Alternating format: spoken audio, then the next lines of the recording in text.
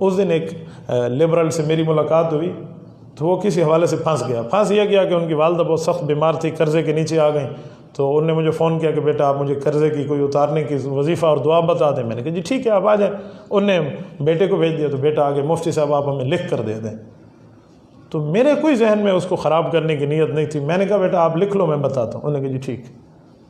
میں نے جب اسے کہا نا بھی آپ لکھو قرض، اللہم اکفنی بحلالک عن حرامک واغننی بفضلک عمن سواک، اللہ کے رسول صلی اللہ علیہ وسلم کی زبان سے یہ دعا آئی ہے، ایسے بندے کا قرضہ اترتا ہے جیسے اترنے کا حق ہو، آپ اس کو کھلا پڑھنا شروع کر دو، ہر وقت پڑھو۔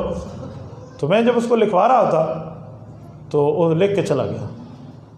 اگلے دن اس کی والدہ کا پھر فون آیا کہ میں واٹس ایپ آپ کو کر رہی ہوں، آپ لکھ کر مجھے تصویر کھینچ کے بھیج دیں۔ میں نے کہا کل تو آپ کے بیٹے لکھ کر لے گئے تھے۔ انہوں نے نہیں لکھا تھا۔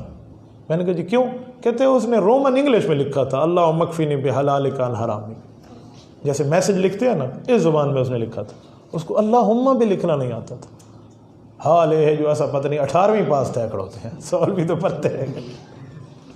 تو یہ جب حال ہو جس کو اللہم لکھنا نہ آئے، میں کیسے سمجھوں کہ اللہ سے میں بخشش مانگوں گا؟ میں کیسے سمجھوں؟ جس کے ایمان کا عالم یہ ہو، اسے قرآن کی ایک آیت بھی لکھنا نہ آ جائے، تو جو اللہم نہیں لکھ سکتا وہ بسم اللہ لکھ سکے گا؟ مول صاحب ایمان سے بتاؤ مجھے، یا کوئی بسم اللہ لکھنا نہ آوے، الچٹو من الڈگر ہوئے، وہی علماء تے لیتے ہیں اس کا۔ ہاں اس جیسا بندہ بولے نا، میں کہوں گا جی ٹھیک ہے، مجھے خوشی ہے جو تم جیسے بندے بولیں گے نا، پھر علماء تو ٹھیک ہے۔ تو دینداروں پہ ہر طرف سے مذاق ہے۔